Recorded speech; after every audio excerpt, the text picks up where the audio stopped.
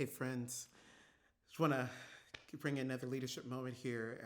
Just a way of saying thank you for your support of Studio Wesley and all that we're attempting to do for the sake of college age young adults around the world.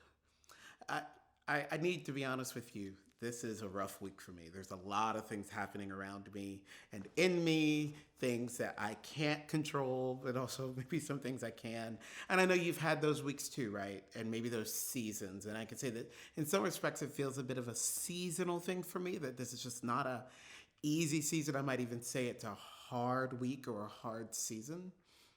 And first, I just want to say that it is very okay to name this. Sometimes we have to be careful about who we name this around, but it is totally okay to name that we as leaders, particularly leaders of college age young adults, we have hard weeks. We have hard seasons.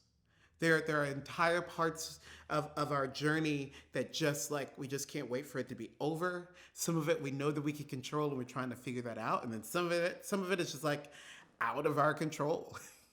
And I want to invite you to feel free to name that. And I also want to invite you to consider in what ways is it, and this is the phrase that I sometimes use with my students, it's hard but not bad. I know that for me, I had a sense growing up that if something got hard, that was an indication that it was bad for me.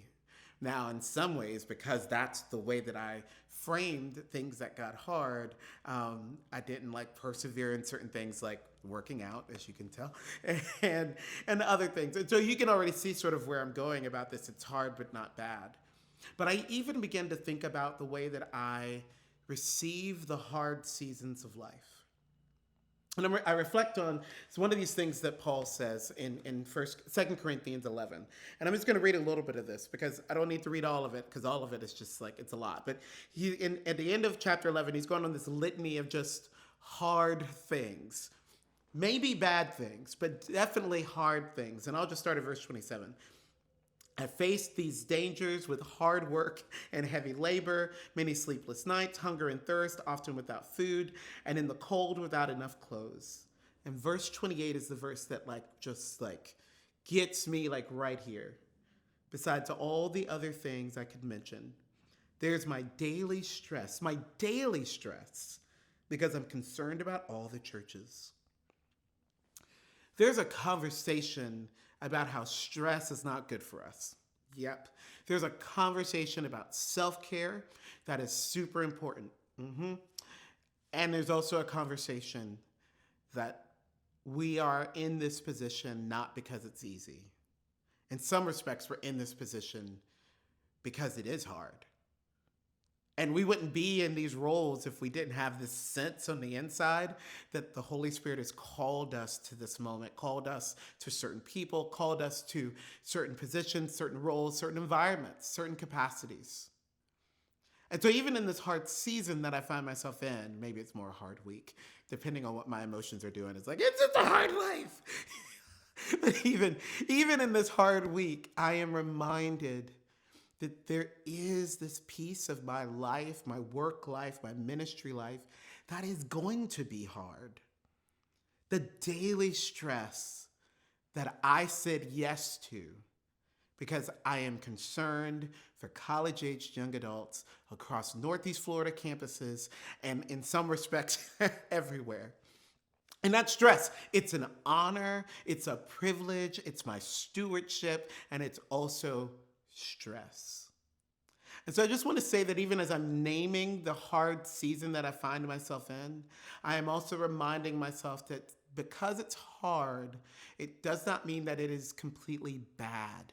That I do believe God is still at work in my life. I do believe that God is still at work in the things happening around me and in me. And yes, there is a call for me to rest and to not let all this stuff completely disarm me and disrupt my peace. And then there's a call to persevere. There's a call to look the hard season in the face and say, there is so much more going on in my life than this one thing or these 8 things that are hard. And ultimately, I have to remind myself that it's hard, but it's not bad. Getting through undergrad was hard for me, but it wasn't bad. Often trying to navigate relationships that I need to tend to It's hard, but it's not bad. And yes, the daily stress of campus ministry can be really hard, but it's not bad. Now, hear me. I'm not saying that all of the riffraff that comes across our desk is all this like, it's hard, but not bad. Some of it's bad. Some of it's demonic. Some of it just needs to get out. Yes, okay.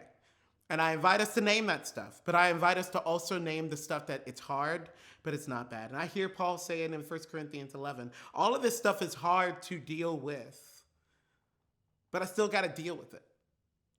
All of this stuff is hard to accept, but there is something about saying yes to this moment and trusting, as Paul says in another place, that God's grace will be sufficient for me. And so I just pray that if you're having a hard week or hard season, hard go at ministry, hard go with family, hard go with finances, it is hard, and I want us to be able to name it. But let's also recognize that some of the hard stuff is not bad. Some of the hard stuff is going to be worked out for our good and God's glory. Friends, I'm praying for you in solidarity with you as we navigate a hard season. And just again, thank you for your support of Studio Wesley.